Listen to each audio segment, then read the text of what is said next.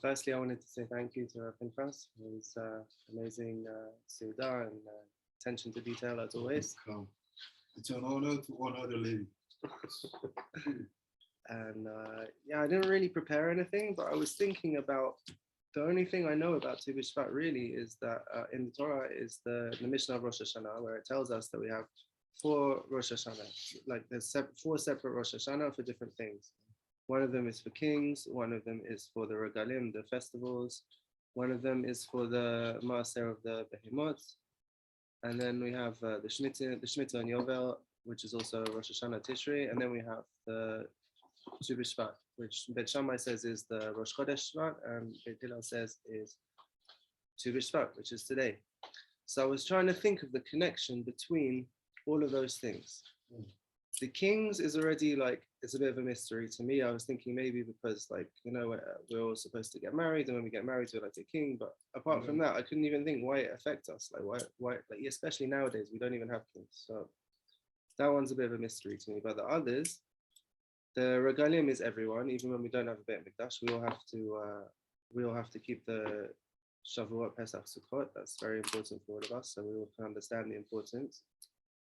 And Shemitah and Yovel obviously affects everyone, even in Eretz Yisrael, outside in Chutz La'aretz, whatever it is, we're all affected by these things. But then we have this BiShvat, the Rosh Hashanah for trees. Now, on a really like simple level, of course, we all have to keep the trees. You know, we have to keep the, when do we say Shechianu, and the whole thing with Shemitah is connected to this. But really, I think the trees thing is it's more deeper than that, because in a way, and this also connects to the Maaser Behemoth, the sheep thing especially, because on Rosh Hashanah, we always say that we are like the sheep and Hashem is like our shepherd. That's number one. And we have examples of this in Tanakh. We have Moshe Rabbeinu and all the Avot were all shepherds, and David HaMelech. And we're always told that if somebody wants to be a real rabbi and a real leader of people, then he has to be a shepherd, so he can understand how to lead sheep.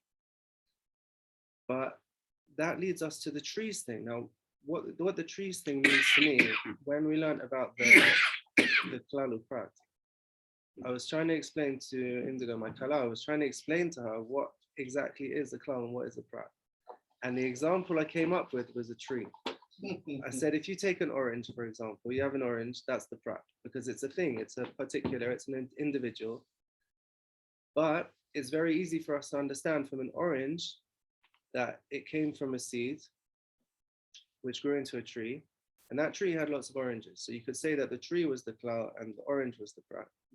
But also then if you look at a whole forest of trees, especially if you know that they all came from a few oranges, you can see very simply that the trees are the prat and the seeds was the klal, and then you can say from before, and it goes in a circle. And this is what really made me understand the whole principle of this, the prated klal, is that really the first trees that were planted were in Gan Eden.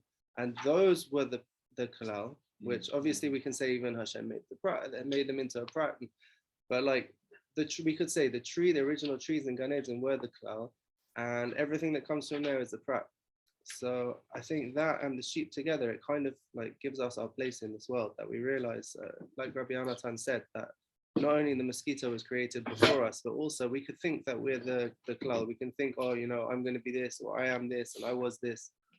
But really, we're just a seed, and the Torah always tells us, it gives us the life cycle of a fruit is like the life cycle of a person. We come from a seed, we flower, we go through this whole stage that fruit goes through, and in the end, we do the same. We just decompose in the ground until Olam Haba, Mashiach comes and Atid Lavo. Which is exactly what the seed does, right? Decomposes in the ground. Yeah, and that's the circle of life. Wait, I'm not dying. I'm planting myself. There you go. So yeah, that's pretty much what I wanted to say. Just on the stop. Fin? Just where you push. I got it. No. Yeah. No. The